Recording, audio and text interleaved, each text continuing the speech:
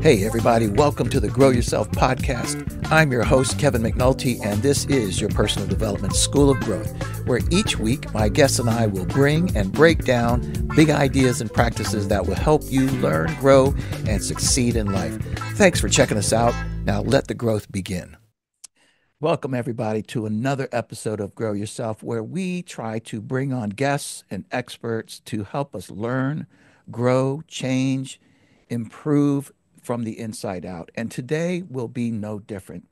You know, one of the most fascinating things about human potential is that most of us probably don't even scratch the surface of what we're truly capable of. We put limits on ourselves, whether consciously or subconsciously, and too often we simply accept those limits as reality. But what if those limits weren't real? What if we could push past them, rewire our habits, shift our mindset, and really unlock a whole new level of performance mentally, physically, and even spiritually, by the way? And that's exactly what today's conversation is all about breaking through barriers and reaching your peak potential. And honestly, I can't think of a better person to guide us through this than my guest today, JP Morgan. He's a peak performance coach who spent, his career helping people push past what they think is possible and to help step into life mastery.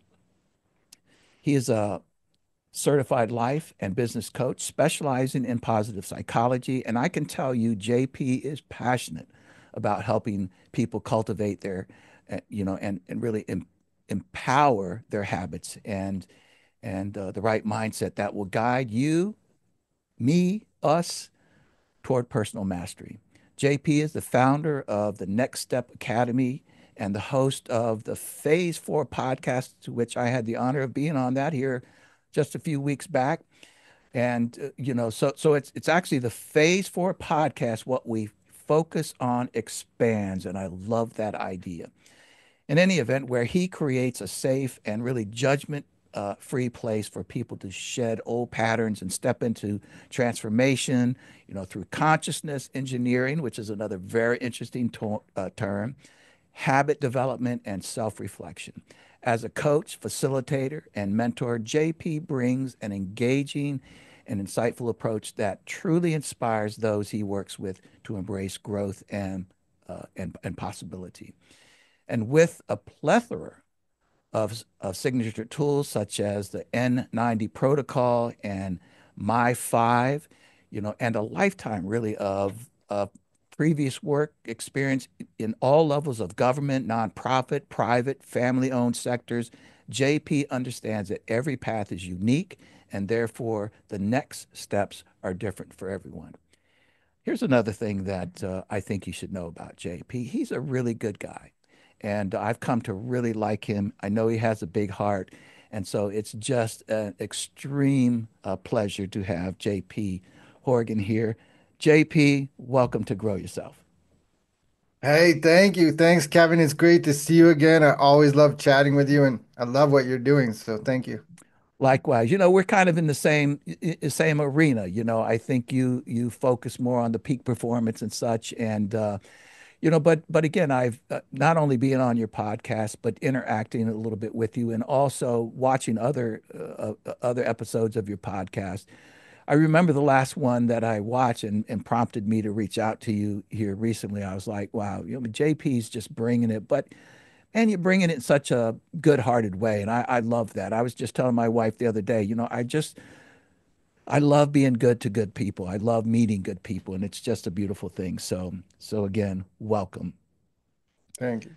I do have to ask you about your name, though. I mean, I'm sure people ask you about it. Is that a coincidence, or is it actually JP Horgan? I was just like, man, that's pretty close. And do you have the wallet to match, by the way? I love it. I don't even correct people, right? If somebody wants to associate me with that, it's like, Yeah, okay, go ahead. Right away, we're thinking in the right that's terms. exactly right. The possibilities, right? Yeah. JP, listen, as I always like to do, would you mind just, tell us a little bit about yourself, even about where you were brought up, a little bit about maybe how you were brought up or where you were brought up. I know you come to us from Toronto, and you guys, kicked our rears last night in the hockey match. But hey, that's the way it goes. And yeah, just tell the audience a little bit about who is JP.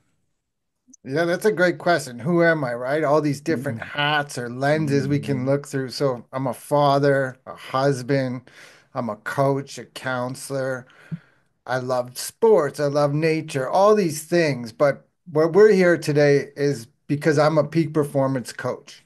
And so, with that, my goal is to get your psychology on board, get your biology on board, and work your ecology so that you can flow at the optimal rate. You started off at the beginning by saying how we're not even touching our peak performance. And if anybody knows David Goggins, he says we're only playing at 40%.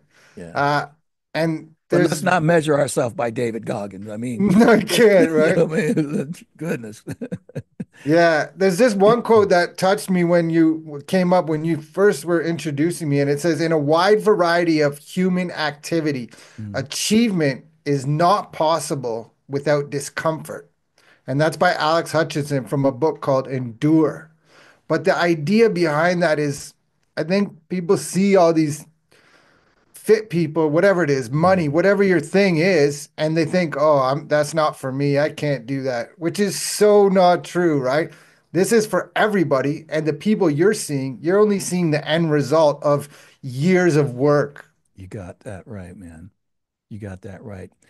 So, yeah, this whole idea, and I'm going to ask you in just a moment about how you actually define peak performance, but just to pick up on what you just said, uh, this idea of pain, no pain, no gain, if you will, of course, is another way of saying it.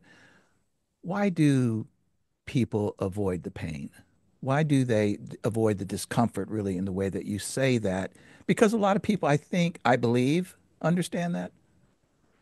Yeah, that's a good question. Why do we avoid it? It's the simple answer is it's just easier not to. It's easier to distract ourselves from things, and the brain itself.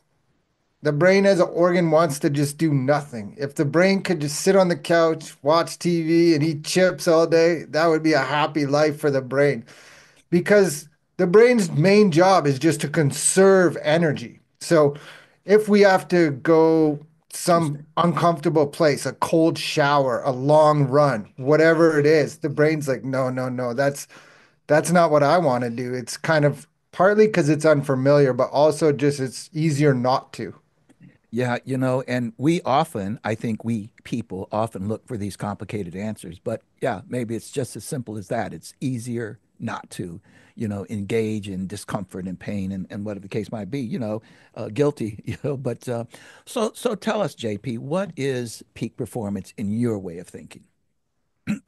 Yeah, so peak performance is just body, mind, spirit, and optimizing all of them so that you can live the greatest life that you can live, not someone else. This is just about you. And so, in order to live the best life that you can live, we have to fine tune all of these areas. And there's little simple habits. Robin Sharma says, small habits done consistently over time create mastery. Love And it. so that's what we're trying to do. So the very easiest one, and it goes back to the brain not wanting to do anything, is just get up early in the morning. There's a golden hour there around 5, 6 a.m. It doesn't have to be that time, but before the whole world starts going, before the noise and all the challenges that will arrive in your day show up because they're going to arrive. It doesn't matter who you are. If you look at someone like Tony Robbins and you think, oh man, this guy's got it all figured out and everything, that guy just has way more problems than anybody. He's got, I don't know how many businesses, 100 businesses, 7 billion in sales. That guy's going to have a lot of challenges coming on his plate. So that the way you start your day, it will unfold. So, one thing for me personally, 5 a.m. club, you get up early, you have that hour, you can do whatever you want in that hour. Pray, meditate, do some exercise where you might sweat.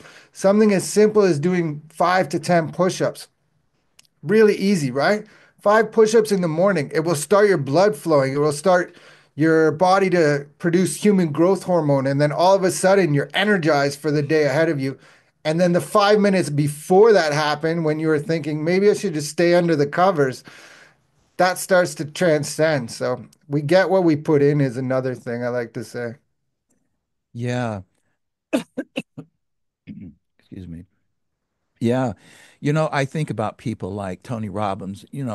Honestly, he's taken some crap over the years, but I think Tony has stood the test of time. I think he's really, in my way of thinking, he's the man in my way of thinking. But there are people like him. There are people, I think about Elon Musk. I don't know how he does what he does. I really don't. It blows my mind. I've watched him on some other podcasts and such, and if you listen to him and watch him, you think this is not a peak performance guy. I mean, he just doesn't. He's so relaxed, and I think he also is on the spectrum, so he's a little that what they call that neurodivergent, brain. But he just keeps going. And then there's Goggins that you talked about, David Goggins. If you don't know David Goggins, he's a former SEAL and everything else. I think he did all of it, right? The SEAL, I think he Yeah. did Air Force, special, all of it. So he's uh he's hardcore and he does stuff like runs 250-mile, you know. Uh so he's off the charts. He's not anybody that we want to measure by, but do you think that's innate? Do you think that people sort of grow in, just have that mentality? I mean, and again, he's not the right measure, nor is maybe Elon or Tony Robbins, because I just think they're kind of the creme de la creme. They're not average people. But let's just say, somewhere below that, somewhere not at that incredible level that maybe all of us can't sustain, is a person born with innate mindset, the genealogy that causes them to have this drive towards peak performance, I guess. Yeah. So those guys are definitely playing at the pinnacle, but we're not trying to be the pinnacle of their life. We're just trying to do the pinnacle of our own life. Wow. And so we have it. We all have it in us. The same way Nelson Mandela said, nobody's born to hate people. We're learn that, right? Yeah. We learn how to be lazy and we learn how to sit in front of a TV or whatever it is. And it's an identity. All of these things are identities. So Goggin has this dark identity where he goes into this dark place to do those things.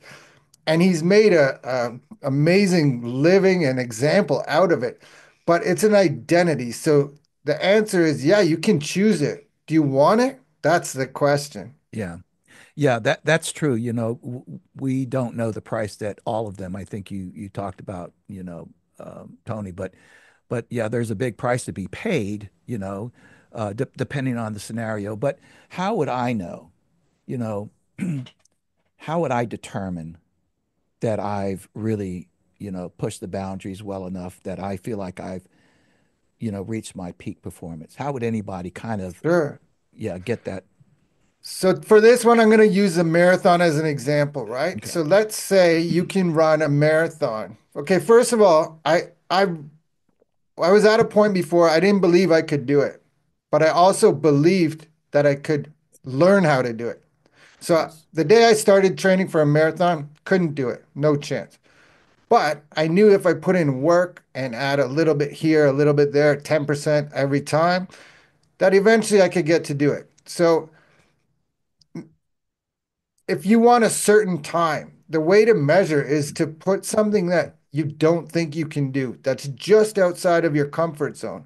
So let's say first time is a 4 hour marathon, right? The next time around, I want to go maybe for a 3 hour 50 or 3 hour 40, somewhere where it's not like 3 hours where like you're never going to get there so you don't even try, but close enough where it's just outside your comfort zone. And I'm using marathon as an example, but this is for everything, right? If the most money you've ever made in a year was $100,000, set out to make 120,000 and see what happens. Because pushing yourself a little bit further than you think you can go or than you already have evidence of, that's how we can expand. And that's the way to push the limits. And what happens is it stacks very quickly. So all of a sudden, like it might seem like nothing's happening, but then 6 months later, a year, 2 years, 5 years, whoa, sky's the limit. Yeah, you've really hit on some interesting ideas there earlier. You talked about sort of this continual growth, and here you're talking about going to various plateaus, but to your point, one plateau at a time. And that's when you begin, let's say you do one plateau. If it's me, I'm like, oh, okay, got it. And then I go to another one. And then, oh, I did that too. And then I reflect back and I was like, man, 6 months ago, I didn't think I could make the first one. Here I'm on the second one. And would it be correct to say that the more even little wins, little plateaus that you make, that's where you begin to build the confidence, right?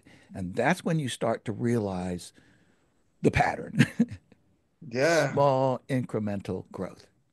Small incremental growth. I use the saying all the time, go low, go slow. And it's because of that reason where it stacks. If you ever go in the gym, you don't start with 200 pounds. You start with 5, 10 pounds. Add a little bit every time. And like that's the training. That's what all the trainers would tell you, right? This is the way to do it because you can't go from 0 to 60 unless or I don't even know. That's not a good example. Yeah, But if it took you 40 years or 50 years to get to this point, yeah.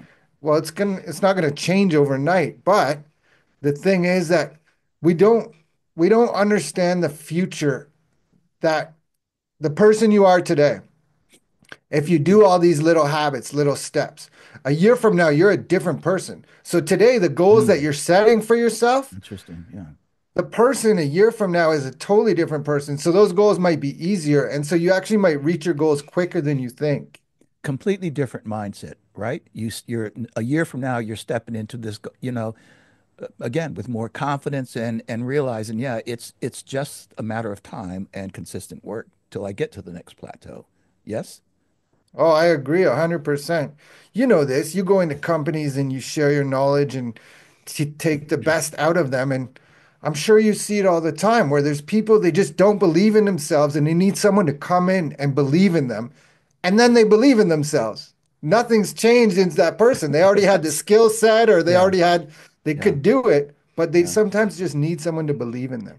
Yeah, I'd like to interject one other idea here that may not be incredibly popular to the viewers and listeners here, but I'm going to say it anyways.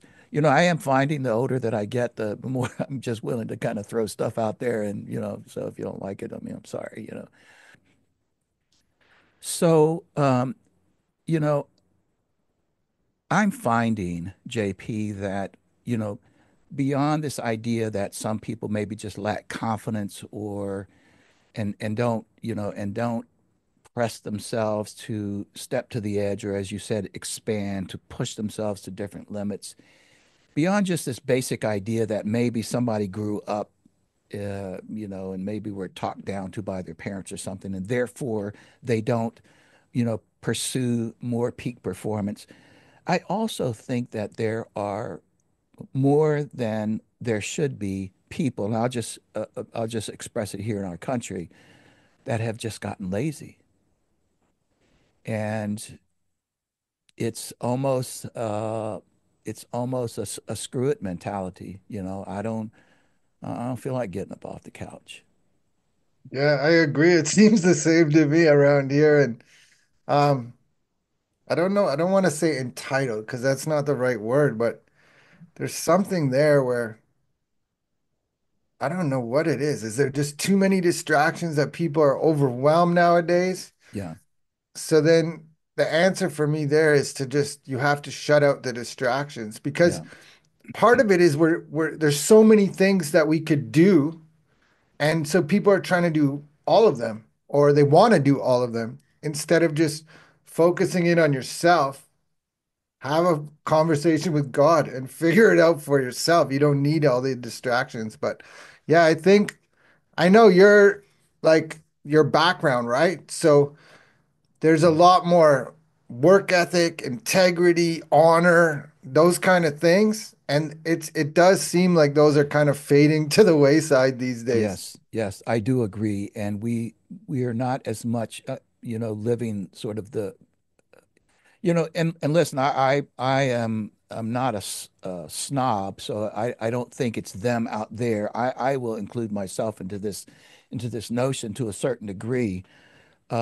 But you know, but it's just that um, I think we've just become a little spoiled, that we've become so comfortable that and then maybe on top of it, the mindset that you're not really confident that you can jump out there. So you just either go screw it or uh, you you say, that I'm satisfied with where I'm at, and you're really not. You just use that as a cover for not getting up off the couch and going and get something done.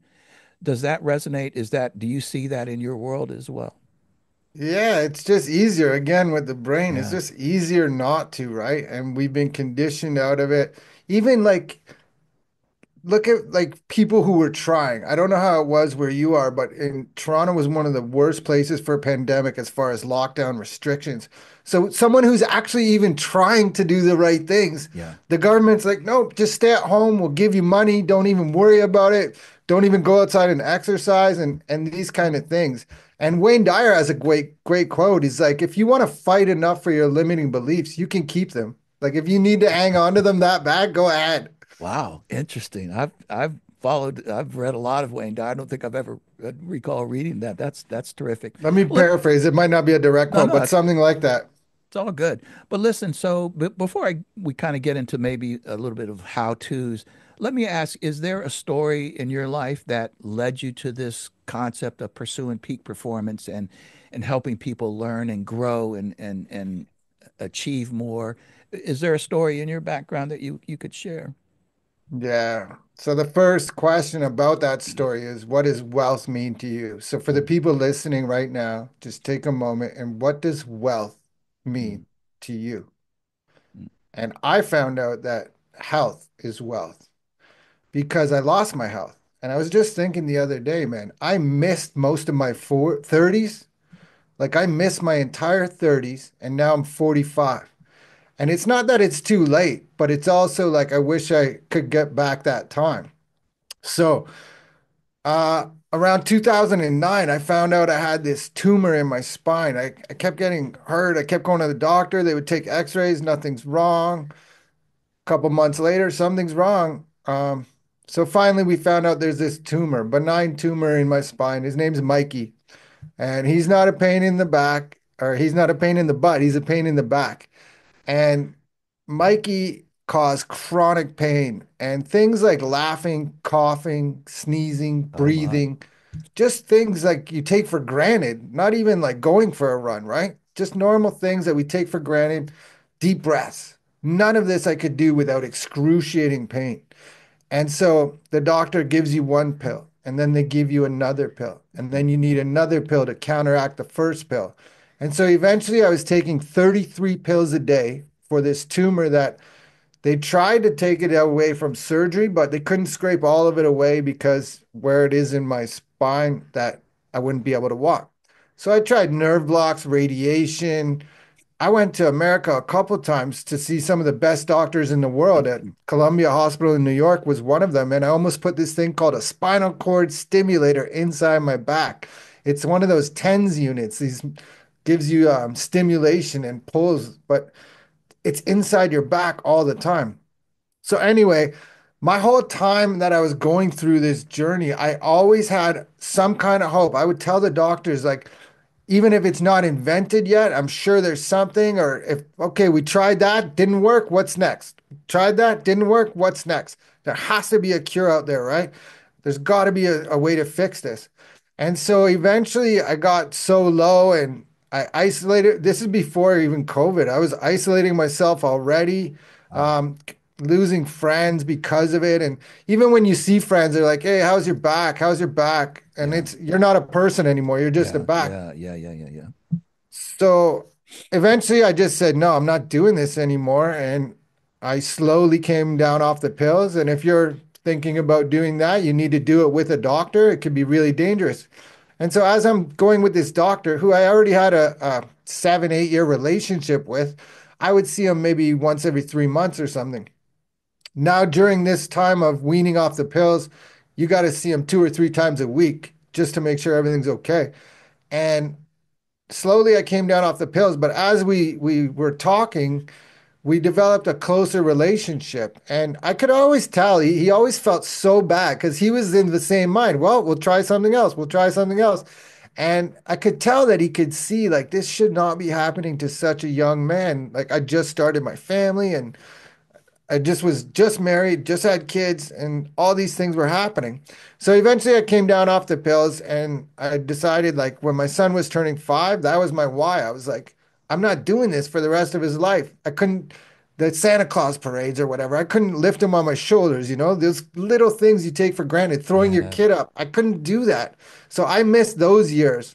But at the same point, I don't think I would change any of it because where I am today, how I can help people and the yeah. person I've become. I mean, that's a great story. And, and I'll be honest with you, as I'm listening to you, I could hear wherever you got that from, I could hear your growth mindset, by the way. I don't know if you've ever read Carol Dweck's, Oh yeah, works. Yeah. And I've talked about this before on other shows that, that she talks about the growth versus the fixed mindset. And even as you were describing that, the illness, when you first found out about it and you were trying to figure out some sort of a cure or remedy, you just said, yeah, I just knew there must be a way to solve this. There must be a solution. And that's a growth mindset, right? it is, but I never put my finger on that. I always would tell people I used to have a fixed mindset and now I have a growth mindset, but it was always there. Yes, and what I think, I would love for you to share what you understand about a growth set and maybe put forth some ideas for the viewers and the listeners here about how to develop a growth mindset. Okay. So first thing is knowledge is power. If you don't know, you just don't know. So books like Carol Dweck's Mindset, The Psychology of Change, is it, or The Psychology of Growth Mindset? Mm, Um, all these books have all the information. mm. And one thing I started learning about was that the scientist, the sage, the rabbi, the priest, the military leader, the jock, all of them were saying the exact same thing. And it's through this learning that we can understand the world around us much more. So we're all playing at a different level, and in our own lives, we're going to change that level. But one of the things is definitely through reading, learning, doing, and being. Oh gosh, I love that so much. I say that sincerely. And, you know, and to your point, just this, you know, I wrote a book on major life transitions, and one of the things that say in the book that the first thing to do to be successful in making a transition in life, whatever it is to recognize that there is a transition and that you're in a transition. Just the awareness that, oh, that's right, I'm in a transition, and therefore this is probably fairly normal. I say, and what you just said, the same thing about growth. Just understanding, just having the knowledge that there are at least two categories of mindset. One is a growth mindset, meaning that you have this ability, this desire to grow, to be resilient, to move past something, versus the fixed mindset that says, never mind. I don't think it's going to work. All of those, just the knowledge that those two mindsets exist, I think can be compelling for a person. Yes? Yeah, the word you used was awareness. That's probably a much better way to describe it. You need to have awareness, and there's so many different levels to that we don't even see. Like if you close your eyes and shut out the other senses, if you sit there long enough, you're going to get new awareness you never had before. But the best way for me to describe growth mindset versus fix is that marathon. So let's say you never Mm, ran a marathon. The fixed mindset says, I've never done that. I don't know how to do that. I'm not going to be able to do that. The growth mindset says, I don't know how to do that yet, but I can learn how to do it and I can become the type of person that can do it. Oh, I love that. And Dweck talks about that, right? This idea of uh, I can't run a full marathon yet, right? Yeah, powerful word, right? There's another one, Powerful word. Barb Fredrickson. I don't know if you know her, but she's on the Mm, same kind of wave as Carol Dweck, where I think she has a talk called The Power of Yet. Maybe it's mm. Dweck, but yeah. Well, maybe. I don't, I'm not familiar with that name, but the power of yet, yes, I'm familiar with that. So let's keep moving here and, get into some a little bit more how-tos, I guess you could say. So, I think a lot of people they feel stuck in old habits and we could say limiting beliefs, and I'd love for you to describe what you believe is limiting beliefs. But for those who are stuck or you're living with limiting beliefs, what would you say is their first step, that they should take to realize that they're not operating in their full potential? We kind of just talked about that a little bit, but I want to move forward with our thinking here in our discussion.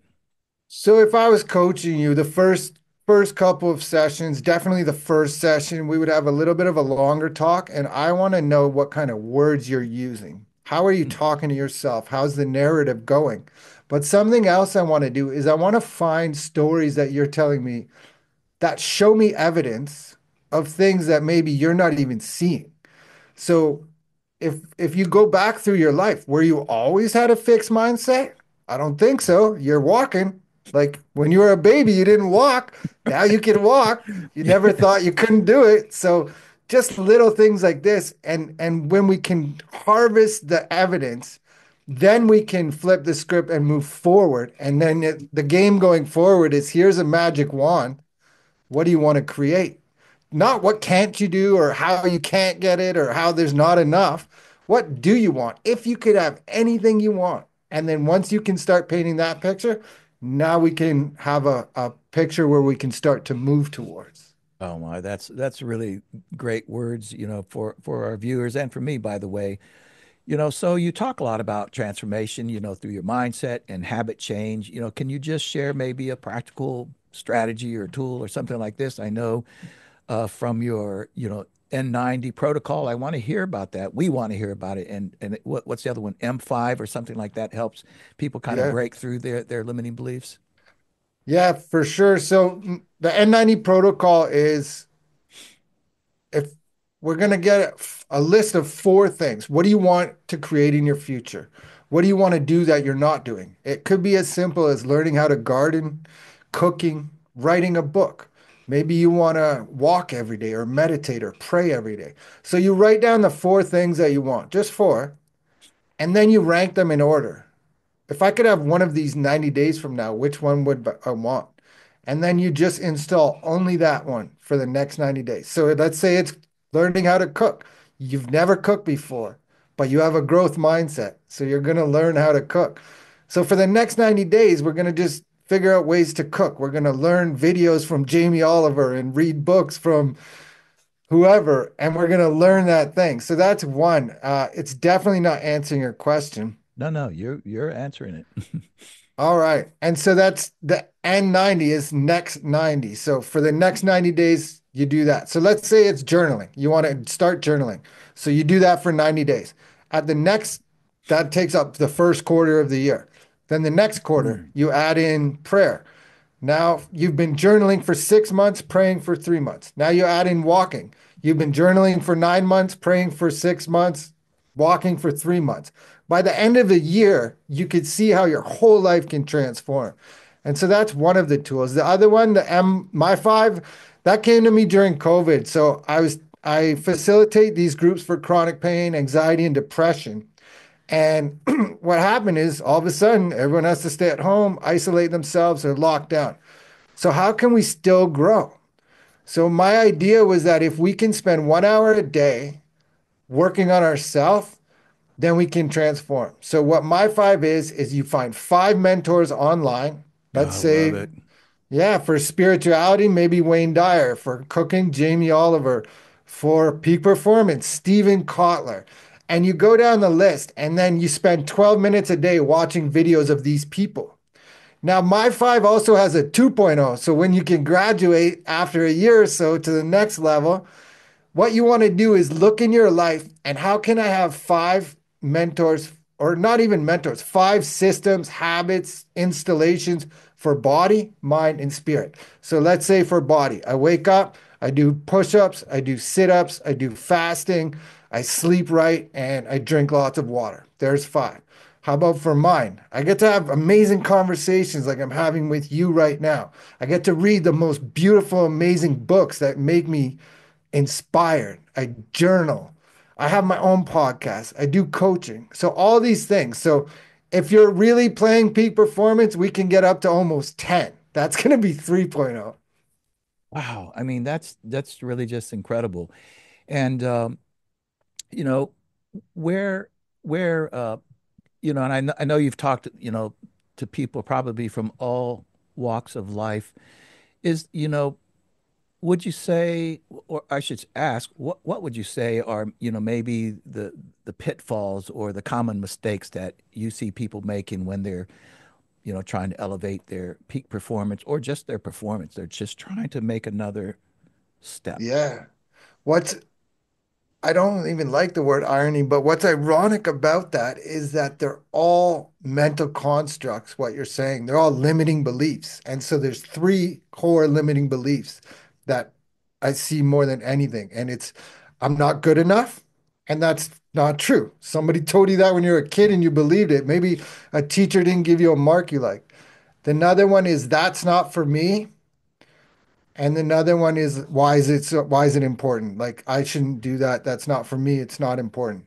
And so these limiting beliefs end up ruining lives and ruining creativity. And creativity might be a good part to this whole thing because when we're kids, we're creative, right? I have Yeah. little kids, and you watch these kids in the snow, they're playing and they're making snowmen, and they have like whatever it is, they're just so creative, right? They go in the kitchen, they like find all this stuff and they make these beautiful art, and they'll turn a wooden spoon into a sword, and now they're knights in the times of Shakespeare. And so little kids are very creative, but then all of a sudden the older we get, oh, you shouldn't do like that. Like big boys don't cry. Little girls Yeah. should be seen and not heard. And so we start believing this, and then we form these limiting beliefs. Well, I guess I'm not good enough. Well, I guess that's not for me. That's only for them.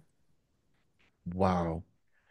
I love that. And the one thing that I really started thinking about, and you mentioned it when you talked about creativity. There were some years ago, and maybe younger people watching this might not realize this, but creativity was kind of looked down on, particularly like in the business world, or let's just say outside of the arts, if you will. And I'm probably oversimplifying that, but still, that was the thing that, if you were your job is not to be creative here, it's to, get stuff done, or whatever the case might Yes, be. sir.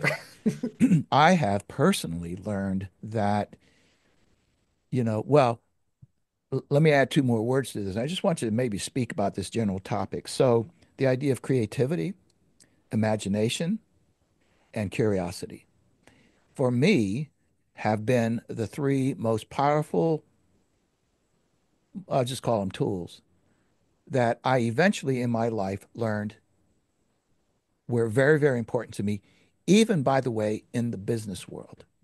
I remember early on when I was in the Air Force doing some training, and I remember I used to always create these visuals. I don't even, I've had so many visuals that I've lost track of most of them that, and that I would take them into the classroom, into a very structured environment, structured training on whatever. And I remember how people started coming up to me, and they wouldn't talk about the visuals that I created.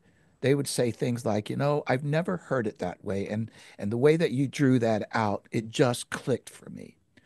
Well, that's the point that I went, that's part of my creativity, my imagination, and of course, then there's the third component, my way of thinking, the curiosity, the ability to go, so think about this, and you already know this as a business leader or as a coach or whatever your work is, to step into, let's just say you're a business leader, you're a CEO, you have 12 people sitting around your executive conference room table.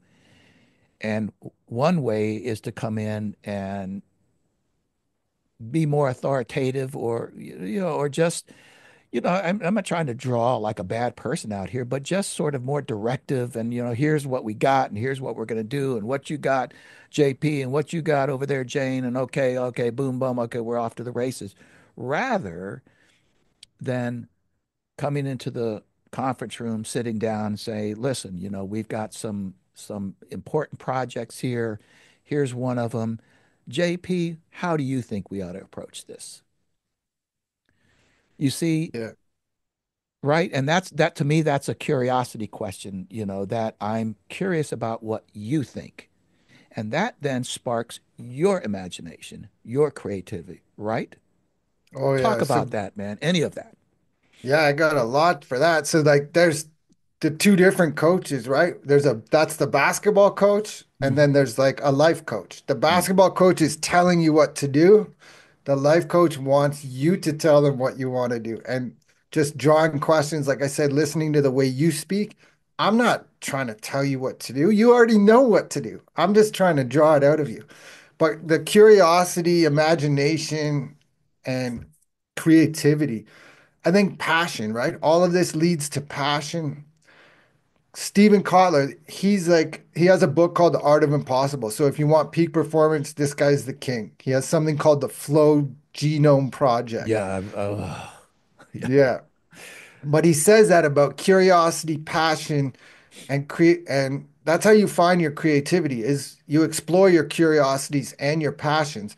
And he gives a really good useful tool, and it's like take 25 things that you like that they don't have anything to do with each other. So let's say one is country music, one is outer space, one is football, and one is gardening.